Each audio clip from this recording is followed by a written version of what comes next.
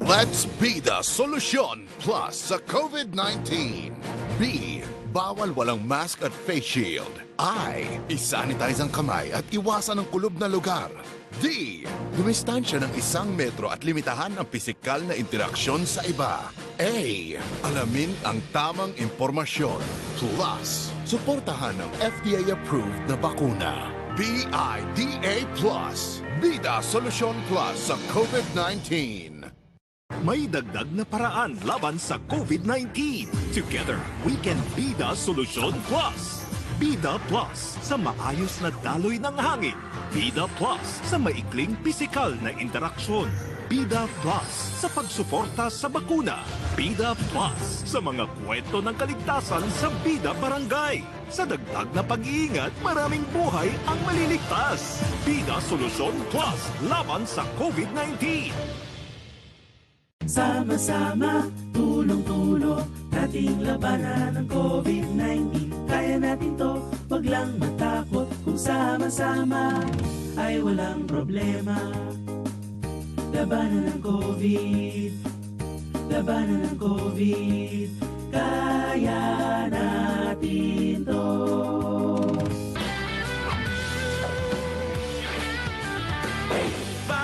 Walang mask. Isanitize ang kamay. Dumistansya 1 metro. Alamin ang totoo. Simula sa bahay. Maging malinis, 'cause together we can all be the bida. Bida solusyon. Bida solusyon.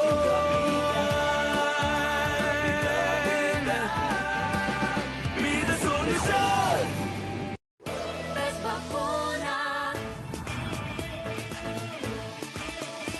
Tara na, mag-res bakuna para bawas pangamba. Dahil sa res bakuna, bawat buhay ay mahalaga.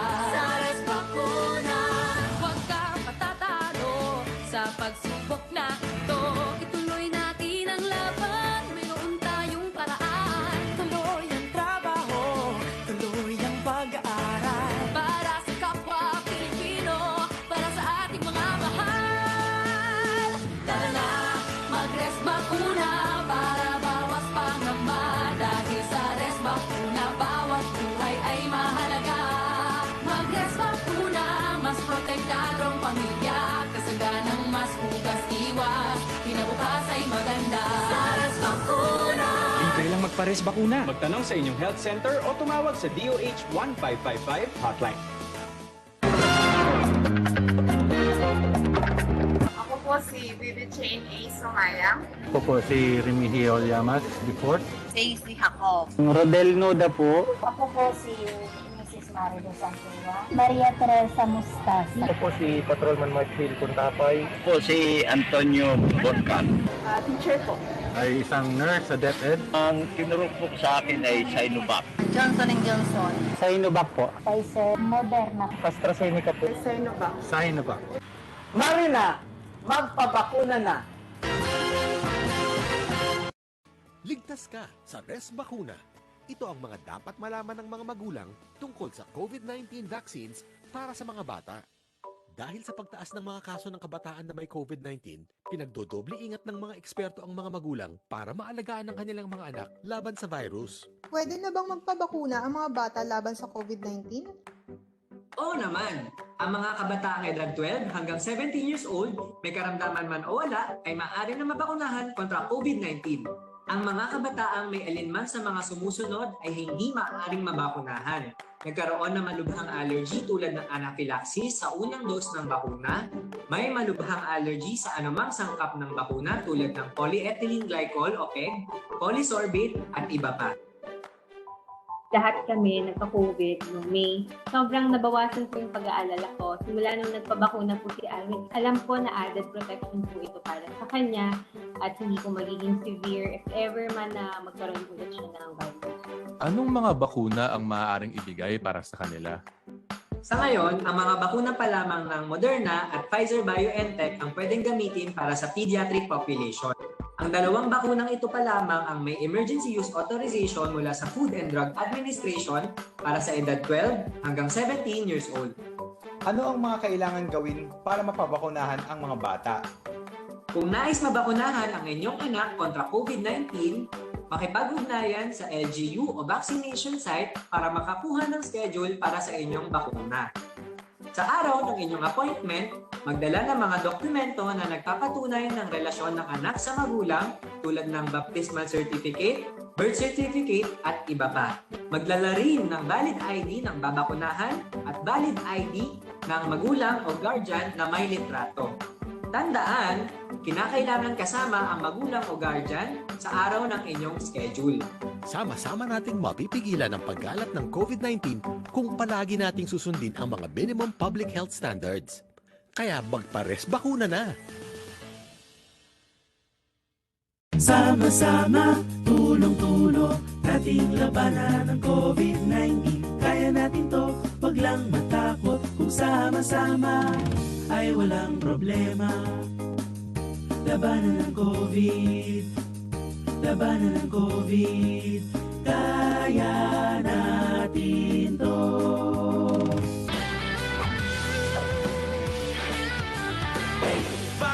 Walang mask. I-sanitize ang kamay. Dumistansya 1 metro. Alamin ang totoo. Simulan sa bahay.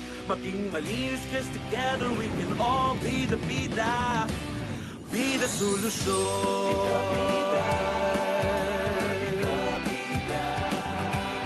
Bida solusyon.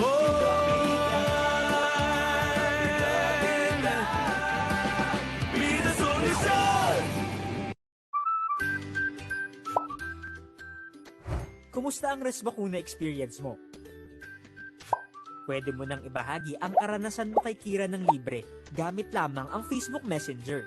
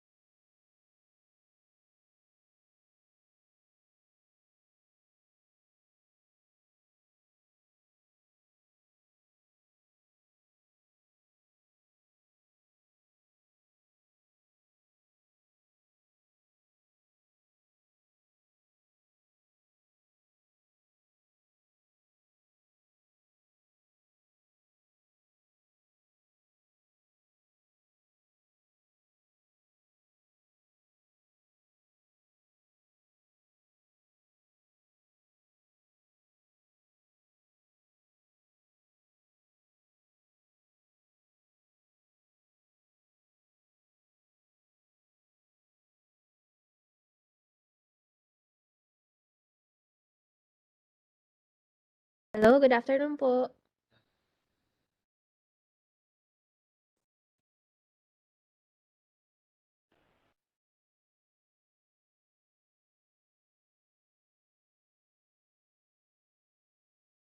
Hello, hello. Good afternoon. Magla-live na po tayo, sir, sa mag-a-play lang po tayo ng a few videos tapos start na Sige, po tayo. sige.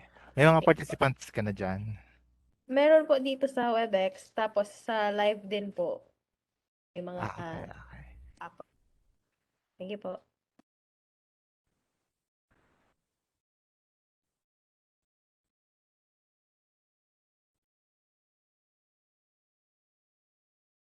Sama-sama, tulong-tulong, ating labanan ng COVID-19. Kaya natin to, wag lang matakot. Kung sama-sama, ay walang problema. Labanan ng COVID, labanan ng COVID. Kaya natin to.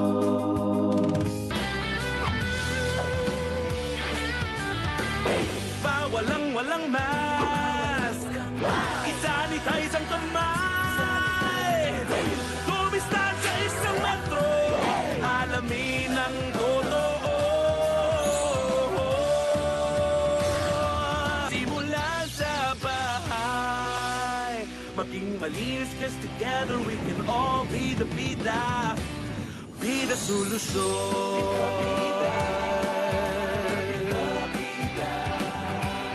Bida solusyon.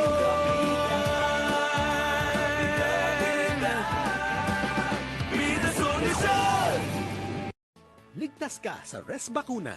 Ito ang mga dapat malaman ng mga senior citizens tungkol sa COVID-19 vaccines. Matanda na ako para magbakuna. Kailangan ko ba talaga yan? Oo, dahil kabilang ang mga matatanda sa high-risk population o may mataas na tsansang mahawaan ng malalang COVID-19. High risk ang mga matatanda dahil kadalasan mababa na ang kanilang panlaban sa sakit. Dagdag pa rito, uso na rin po sa mga matatanda ang magkaroon ng sakit tulad ng high blood, diabetes, sakit sa puso at iba pa. Kami po mag-asawa, mahalaga ang magkaroon ng vaksin dahil yan lang ang proven na makaka-protect sa atin. That's why kami po ay naniniwala sa vaksin. Anong bakuna ang pinakamabisa para sa mga seniors na katulad ko? Lahat ng mga bakuna na ginagamit sa bansa ay mabisang proteksyon laban sa COVID-19. Ito ay pinag-aralan ng mga eksperto mula sa Food and Drug Administration at napatunayang ligtas at epektibo. May mga kaibigan akong nilagnat at sumama ang pakiramdam pagkatapos magpabakuna. Normal lang ba yun? Iba-iba ang reaksyon ng bawat tao sa bakuna. Yung iba, may nararamdaman pagkatapos mabakunahan, yung iba naman walang side effects na nararamdaman. Ang mga karaniwang side effects ng COVID-19 vaccines ay, una, pagkakaroon ng pagsasakit, pamamaga o pangangate sa lugar ng injection, pagkakaroon ng panghihina o pagkapagod, pagkakaroon ng lagnat o panginginig, pagsakit ng ulo, o kaya naman pwede rin magkaroon ng sakit sa kasukasuan o kalamnan. Karaniwan sa mga side effects na nararanasan ay mild lang at agad ding nawawala. Huwag kayong matakot magpabakuna. Hindi naman siya masama. Magkaroon nga tayo ng lagnat. Isang araw lang po naman yan. Pagkatapos noon, wala na. Anong dapat gawin kung makaranas ng side effects mula sa bakuna? Kapag nakaranas ng sintomas pagkatapos mabakunahan, uminom ng maraming tubig, magpahinga, kumain ng balanseng diet, at uminom ng paracetamol ayon sa abiso ng iyong healthcare worker. Kapag may naramdaman na reaksyon pagkatapos mabakunahan, i-report agad sa LGU o sa vaccination site. Napatunayan sa mga clinical trials na may dagdag proteksyong hatid ang Res Bakuna. Pero kailangan pa rin ipagpatuloy ang minimum public health standards para makaiwas ka at iyong pamilya sa COVID-19. Kaya magpa-Res Bakuna na!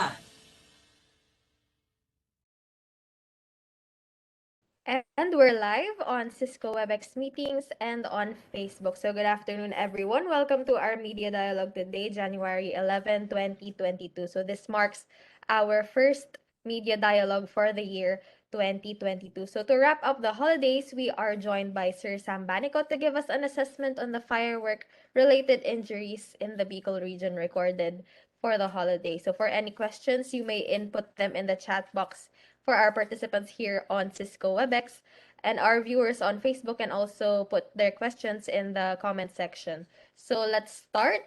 Good afternoon po, Sir Sam. Hello, good afternoon, Max, and sa gusto pong paradangog digdi sa Media Dialogue for today.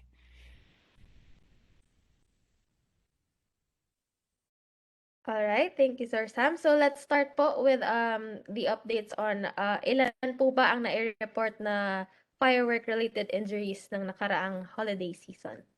Yes, so merong 14 na na-report na fireworks-related injuries, no? From December 21 to January 6, 5:59 a.m. So merong 14. So can I share my slides, Max? Go ahead po, sir. So thank you.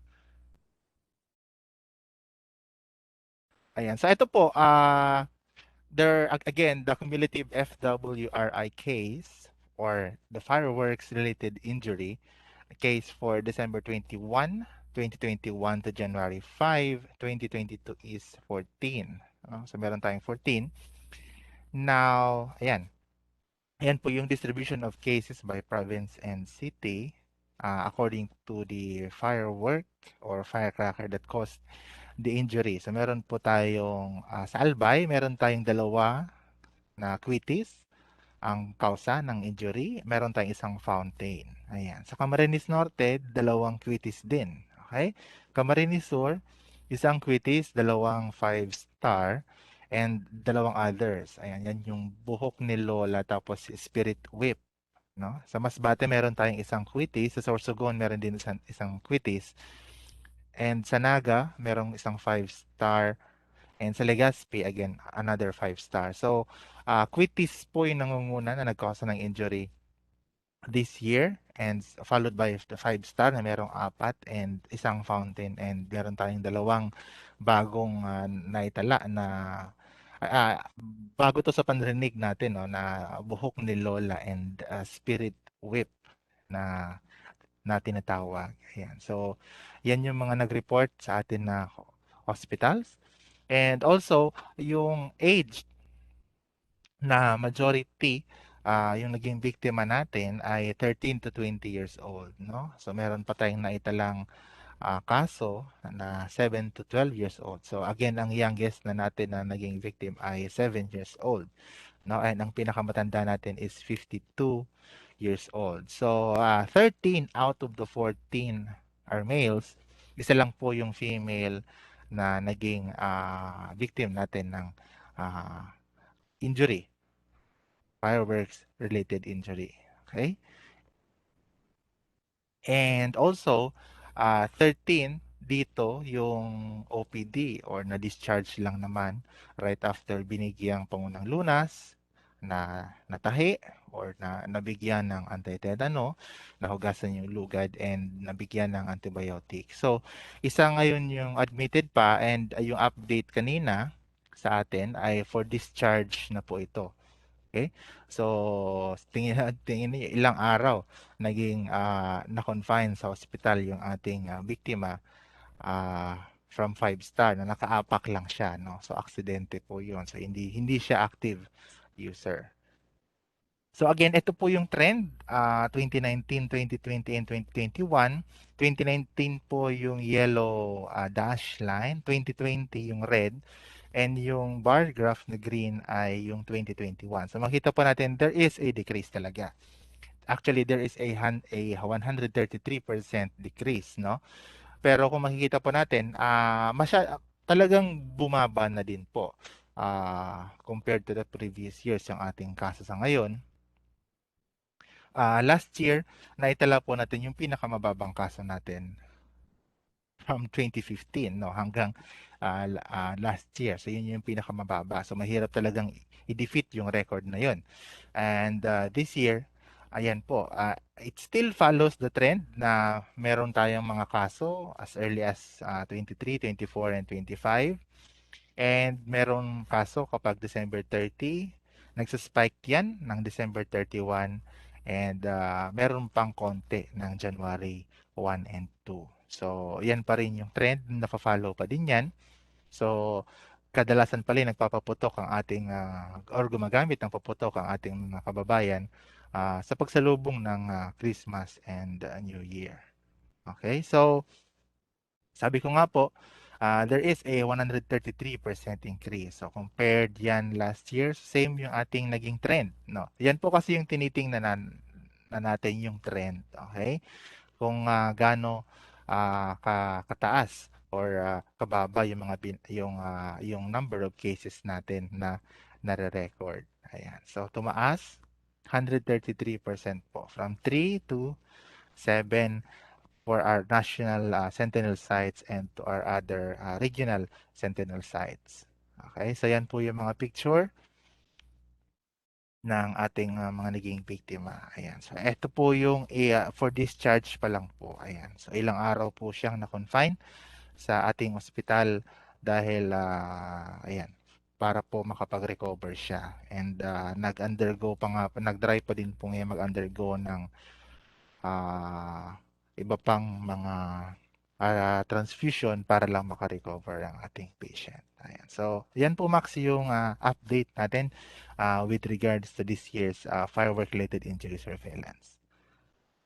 Alright, thank you very much po, Sir Sam. So let's proceed po sa ating mga nakuhang questions from our media partners and the public. So for our first question po, Sir, paano na-handle ang mga firework-related injuries? Were hospitals prepared for them po ba?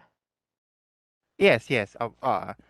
Year in, year in there, year out na din po yung pagtututok nito. And they treat this as a normal emergency case na kailangan matreat sa kada emergency room ng mga hospitals. Ayan. And lahat po yan binigyan ng pangunang lunas, kung may kailangan ng surgery, ayan, and kung may kailangan putulin, and kung may antibiotic, dapat kailangan ng antibiotic. And also, yung importante natin, yung para sa anti-tetanus. So, lahat po yan ay nabigyan ng anti-tetanus shots. Alright, thank you po, sir. So for our next question, may nai-report bang gumamit ng mga illegal na paputok? Actually, ito palang 5-star, this is a prohibited no na firecracker, pero mukhang marami pa rin yung nagtitinda no. Aside dito sa mga bago nating ito, di ko pa alam kung ano yung classification nitong buhok ni Lola, tapos itong spirit whip, kasi ngayon ko lang din yan na narinig no. So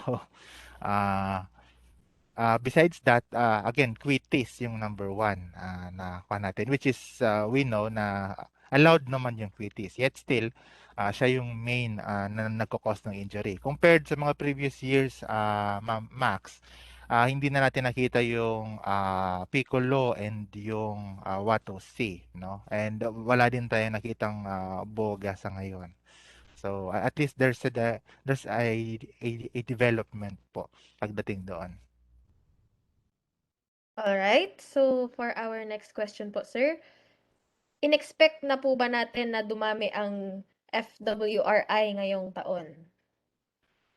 Well, yes, kasi compared last year, again, last year was our lowest, no? The lowest na naitala na numero. So mahirap talaga 'yon mabit, considering na last year din talagang yung mobility ng tao ay hindi ganoon compared this year, no? So talagang ayun, nakita pa lang natin na Christmas pa lang talagang madami na yung pumupunta sa mga mall, sa mga palengke, and yung mga tao ay talagang sabik no na mag-celebrate ng New Year, kasi and Christmas and New Year, kasi compared last year na mahigpit yung ating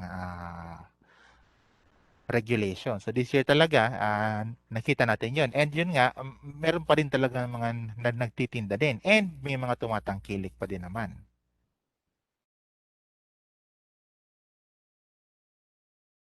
Alright, thank you po, sir. So for our next question po, I guess you've reported this na po kanina, pero reiteration na lang po natin, Sir Sam. Ano po yung youngest case ng FWRI ngayon? Ayun, so yung youngest case po natin is is a 7-year-old. Actually, yung unang nasabi ko sa media ay dahil nung kasagsagan pa 8-year-old po. Pero yung pinaka last case natin na record is a 7-year-old, no, na male na naging biktima sa paa at sa tuhod, no, dahil sa quitis. So, kwan yun, passive involvement. So, hindi naman talaga siya yung gumamit, kundi siya yung natamaan or nasabugan ng quitis. Alright, thank you po, sir. So for our next question po, I guess this has already been reported pero reiteration lang po ulit. Ano po ang klase ng paputok na nakakos ng pinakamaraming injuries in recent? Ayan. So, quitis po, followed by 5-star. Alright, thank you Ayan. po, sir. At asan ba? Ito, quitis yan. Ayan, sa likod ko. Thank you po, sir. So for our next question po, sir, may mga klase ba ng paputok na considered less harmful at pwede pang gamitin? Less harmful. Well, merong ayon sa batas, meron naman talaga mga classification ng firecrackers, no, and fireworks. But then again, para sa amin, no, para sa health, para sa Department of Health, gano'n man yan kaliit. Again, kapag maraming factors na pwede makapag-cause ng aksidente, it may be on the firework itself, maaga siyang sumabog or pumutok, or doon mismo sa taong gumagamit nito. Malay mo, hindi niya alam kung paano talaga ito gamitin and mali yung pagkakahandle niya nito. Or again, it could be dahil sa environment. Siguro hindi hindi agad sumabog dahil umaambon or agad namang pumutok dahil masyadong mainit or confined ito sa small space that could make the explosion even more intense, no? So, for us, again, the use of fireworks will always entail harm, no? It will not guarantee 100% na magkakaroon ka ng injury, but then again, chances are pwedeng magkaroon. And that's what we don't want to happen sana kasi again these are preventable injuries, no. Again, katulad nitong ating 8-year-old na victim ng ngayon pa lang i-discharge from the hospital, no. So nakapag hindi siya nakapag New Year sa kanyang bahay kundi nag New Year siya sa ospital, no. So again yun sana ay naiwasan. Alright, thank you po, sir. So for our next question po, tuloy pa rin po ba ang pag-monitor ng mga firework-related injuries even after the holidays po, sir? Well, sa ngayon, hindi na po. Nag-end na po yan ng January 6, 5:59 AM. Kasi naman, ang fireworks-related injury surveillance naman ay pagtatala ng mga kaso ng injury na related sa holiday, na Christmas and New Year. So, and dahil nag-expired naman na yung mga permit to sell ng mga tindahan ay wala na dapat diyan na basta-basta nagtitinda sa labas. So, ayun po, officially na po na nag-end nung February 6, 5:59 AM yung ating FWRI for this year. Alright, thank you po, Sir Sam. So I guess those were the questions we have received from the public and our media partners for today's media dialogue. So, sir, may we ask po for your take-home message? Ayun. Para sa ating public, no, ayun, again, nakita po natin tumaas yung ating injury ng fireworks and firecrackers, no. Again, there is always a risk involved kapag tayo ay gagamit nito, mapa legal man yan or allowed or illegal katulad or mga legal katulad ng mga nakikita natin dito sa ating background. Again, the number one culprit for the injury is this one, quitis, no? Maraming gumagamit niyan, pero yun, may mga pinutulan ng dulo ng daliri, ng parte ng diliri, ngayong New Year. Again, nakapag kwan sana tayo, nakapag celebrate sana tayo ng Christmas and New Year na walang injury, no? Walang sakit sa katawan, walang medical bills na iniintindi. So, and para doon naman po sa mga ating mga kababayan na nagtangkilik ng mga alternative ways. Again, kahit na po ako, for myself, ilang taon na po akong hindi gumagamit ng mga ganito. No? Dati, noon, yes, I will admit it. But again, kaya naman po pala. Kaya naman talaga na mag-celebrate ng New Year and Christmas without taking a risk. No, again, nagpapasalamat ako dahil hindi naputol yung kamay ko. Nakumpleto pa. Okay? So, again, we want you to spend your holidays in your homes, in your family, with your family, away from the hospital. Kasi again, these are preventable injuries, avoidable injuries, no? So, we want you to be healthy, especially sa ngayon na meron naman na nagbabanta, no? Na sakit sa ating yung Omicron variant, no? So, again, next year, we hope pa rin na hindi na to tumaas. And again, matuto na po tayo mga kaibigan, mga kababayan, mga kapwa ko Bicolano. Kaya naman ipagdiwang ang Christmas and New Year na hindi tayo gumagamit ng paputok. Okay? Again, there's always a risk and involved in this. Again, so yun po. Again, marami pong salamat sa ating mga hospital staff, sa ating mga emergency staff, sa ating mga sa ating RESU and sa ating mga PESU and sa ating mga coordinators na nagbantay, no? And nagre-report sa atin kahit mag-uumaga pa lang. Thank you po for this year's FWRI and also to our partners, no, at the LGUs and especially the Bureau of Fire also and the PNP and the DILG and also the DTI, no, na ating mga kasangga dito sa ating Iwas Paputok campaign every December. Alright, so sa mga questions po na hindi natin na-address today, pwede po natin yan isend sa ating group chat para ma-relay po natin yan kay Sir Sam. So once again, thank you very much po Sir Sam for the updates and for answering our questions. Max, last lang pala. Kailangan Yes kong po, sir. pasalamatan ang mga taga-media. Alright. Again, thank you po to our media friends. Thank you for helping us spread the message na dito sa Iwas Paputok campaign natin. Malaki po yung ambag ninyo, yung in informing the public of the risk in using the fireworks and also giving updates, timely updates para sa ating mga kababayan with this FWRI this year.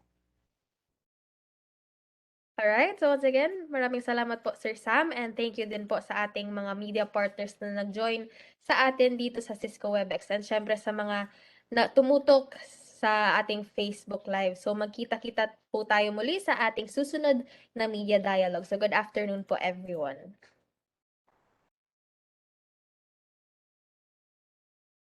Omicron, the latest variant of concern the WHO is tracking, has been detected around the world.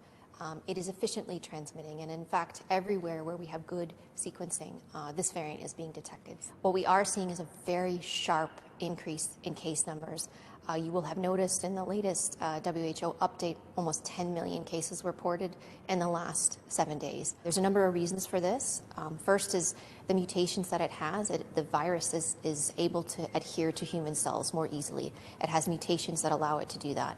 Second is that we have what is called immune escape, and this means that people can be reinfected. The other reason is that we are seeing replication of Omicron in the upper respiratory tract, and that's different from Delta and other variants, including the ancestral strain, which replicated in the lower respiratory tract in the lungs. And so these combination of factors allow the virus to spread more easily. With Omicron, what we are learning is that your risk of getting severe disease from Omicron is less than it is for Delta. But the sheer volume of cases that we are seeing around the world is really astonishing. And even with a lower risk of hospitalization, we're still seeing a large number of people who need clinical care, who are hospitalized, and that will overburden the system. What's really important right now is we do a couple of things. Number one, get vaccinated when it's your turn. Vaccinations are incredibly protective against severe disease and death, including against Omicron as well as Delta, where both of those variants are circulating. And so we really need to make sure that those who are most vulnerable in all countries get vaccinated. Second is that we need to make sure that we have good systems in place to detect, so good testing systems, getting people into the clinical care pathway so that they can receive the care that they need. And then everybody else has a responsibility as well to keep yourself safe. So adhere to measures that keep yourself safe. Wear a mask, keep yourself distanced. Avoid large gatherings, and really if you could postpone some of those gatherings, do so. It's really important right now that we minimize exposure so that we can minimize those case numbers so that they don't have that knock-on effect of having a burdening of the healthcare system as well as other sectors.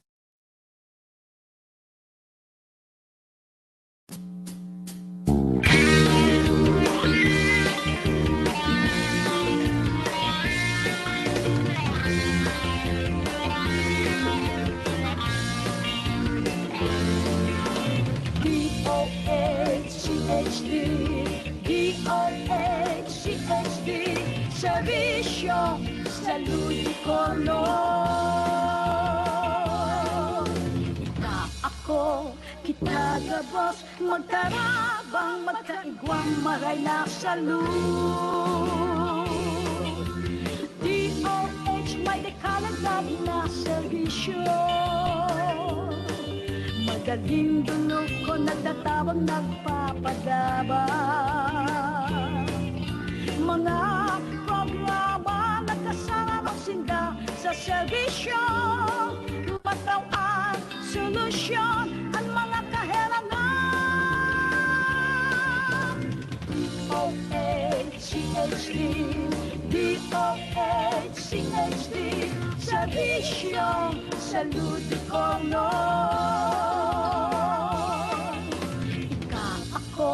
Kita gabos, magkarabang, magkaigwang, maray na salud. Buon sa inalan, ipangakis ang kod na kita magdakula. Immunization, vaccination, sa to'y kinaon. Mag-ibo maagi, maiwasan ambisyon. Regular na check-up ang kaibuhan. DOHCHD, DOHCHD, Servisyo Salud Bicol. Ako, kita gabos, magkarabang, magkaigwang, maray na salud. Balanseng magkaon, tamang katurog, ehersisyo magsumba, magpabibi, magtimbang. Dapat kita magmano, magpatisipan. Ano man sa tindang relihiyo, natinda sa buhay. Mga pagiramdam lamang ini para iwaselang. Kita magkarabangan sa programa ka, Department